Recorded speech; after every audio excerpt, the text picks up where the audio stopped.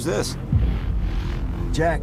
Well, Jack, welcome to the woods. Just make sure you don't wander too far off the cut. What about the cut? He's on schedule. So I'll see you next week.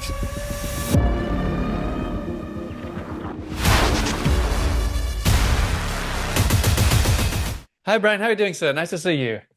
Good. Thanks for having me, guys. Appreciate it.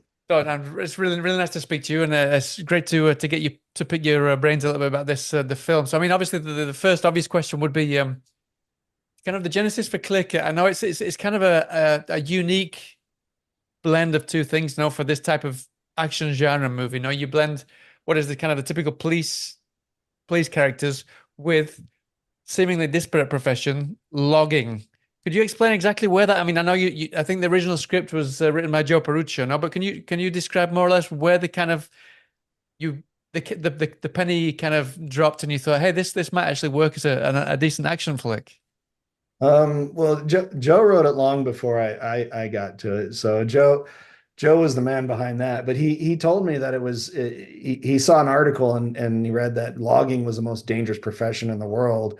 And of course, we all think it's crabbing, but it's not. You know, it's logging. And after meeting these guys, I totally understand. They're all missing fingers and thumbs and feet. And I mean, you meet a logger, their fingernails are not like ours. You know, so it's a very dangerous profession. So he said he wanted to do that mixed with you know, the dangers of drugs and the drug running community and things like that. And so that's really where the mix came in, and Joe was the genius behind that. I just merely fostered that and took the story and kind of, you know, put it on the screen. But yeah, when I read the script, I was like, yeah, this is cool. This has got a good vibe.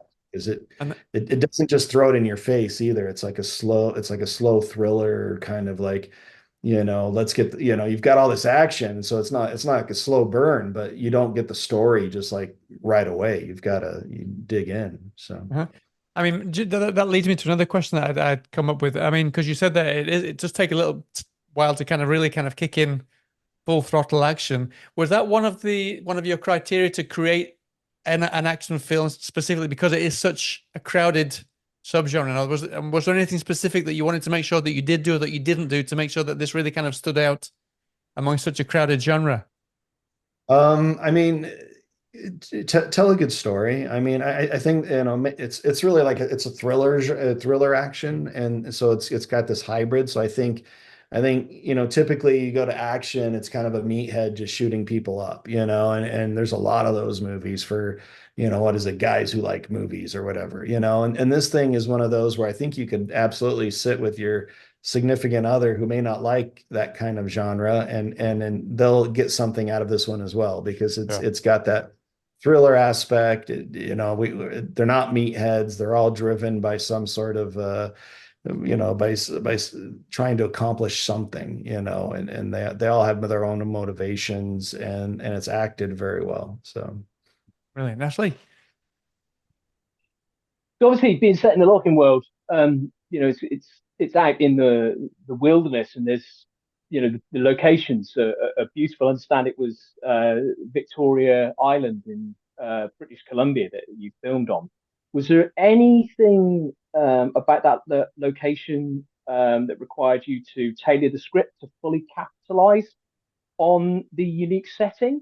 And being in the elements, was there anything that kind of took you by surprise unexpectedly, like bears, for example? That's funny. Everybody kept telling me there's bears out there, and I never saw one. But you know, we actually filmed during the perfect time of year. I mean, it was beautiful. I mean, it was beautiful. I mean, I just shot a movie in Oklahoma, and we were chased out by tornadoes and lightning storms and all sorts of stuff. I mean, it was crazy, and we weren't in the element at all, you know. Whereas, you know, I thought the same thing as you. I was like, I'm going into the forest, man. This is gonna, you know, it's gonna be rough. They're only giving me 15 days. How am I gonna do this? And it ended up being just beautiful. I mean, it was just a great experience and such a pleasure. And you know, I would say the only challenge of shooting in the forest like that is you're not right next to the truck. you know? And so if somebody didn't grab the battery, everybody's sitting there for 15 minutes while they run back to the truck and then run back, you know. So that would be a real challenge. And unfortunately, we didn't catch any good wildlife. I would have loved to seen a bear, but it didn't happen. So. And obviously, Thanks, Howard. I was going to say that, I mean, you, like always, you managed to gather together absolutely amazing ensemble cast. Pretty much every single film that you've done has just been, you've just looked out. I some of them you worked with various times. Um, is that more of a help? Obviously, it's great to get these actors, but is that more of a help, or can it be a bit of a hindrance when you're trying to find a script and you can't help but think about people that you worked with before? And also, was it also a hindrance to get such a fantastic and large ensemble cast out into the sticks as well, out into the forest? Because that can't have been that easy either. That part was not easy. I mean, it Yeah. was, you know, because Victoria, there's not a, you know, there's not an exact direct route to where we're shooting in Duncan. So it was like, you know, you either had to fly in, or, you know, you either had to fly into Victoria and then drive for 2 hours up to where we're at, or you flew into Vancouver and you take one of these like puddle jumper little airplanes, you know, Yeah. and you know, not everybody wanted to do that either. So it was logistics was definitely interesting.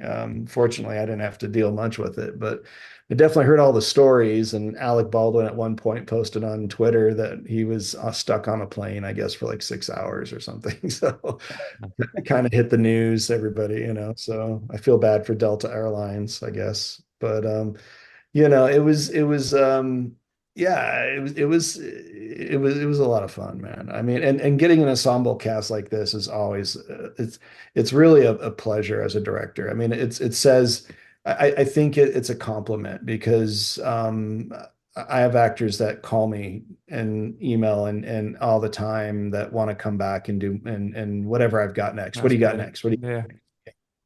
and Yeah, I Dora, mean, what's that? Go ahead. as I said, one of those actors is Stephen Dorff.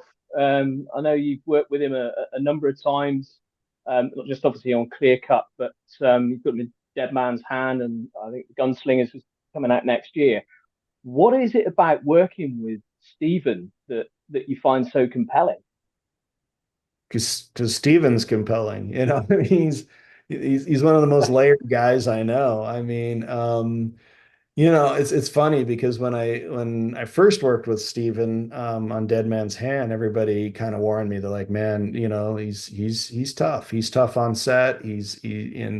And the thing is when he got on set, you know, there's always a commitment level in filmmaking, and I think it's, you know, I played a lot of American football and up into college.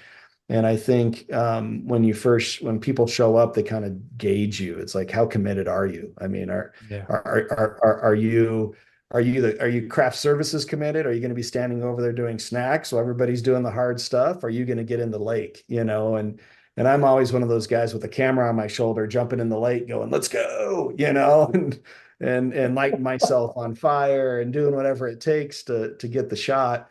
And I think Steven appreciates that. And so once Steve and I kind of had that understanding of, look, we're both committed to wherever it takes, you know, granted safety, but we're committed.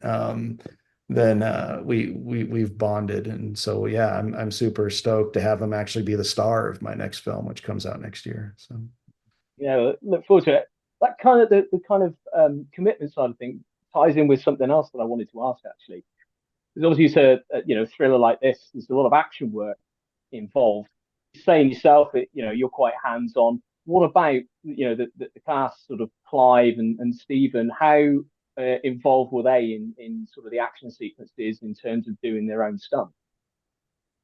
Clive did all his. I mean, we had a great stuntman there. We had Jared Palaki's stuntman from Supernatural, literally standing right there in the clothes, ready to go. Great stunt guy. And Clive would be like, "Nah, I got it. Nah, I got it." You know, it was one of those like, nah, you know. And this guy, he was, you know, he's like, "Brian, can I do anything?" I was like, "Well, let's," you know. So we ended up giving him like a small part in the film, you know. But yeah, I mean, Clive, Stephen, all these guys were on board to do their own stunts, and they love it. and especially Clive. Clive's super committed, super committed. So Those crazy Brits, eh? yeah. I watched him like go face first into a bunch of river rocks, and I was like, "Oh man, we're done." I was like, "He's gonna get up. He's hurt." Yeah, he got up and was like, "Let's do it again." And that's Clyde. Well, listen, talking of doing it again, we're sadly running out of time, but I wish you the best of luck with the film, Brian. It's going to go down really well, I'm sure. And I hope to speak to you again sometime really, really soon about this next project that you just mentioned earlier. Yeah, for sure. No, anytime, you guys. I appreciate it. Thanks for having me on. So That's brilliant. Thanks so much. Hope to speak to you again soon. Take care of yourselves. Pleasure. Nice to meet you, Brian. nice to meet you guys. All right. Take care. Cheers now. Have a good day. We possibly die.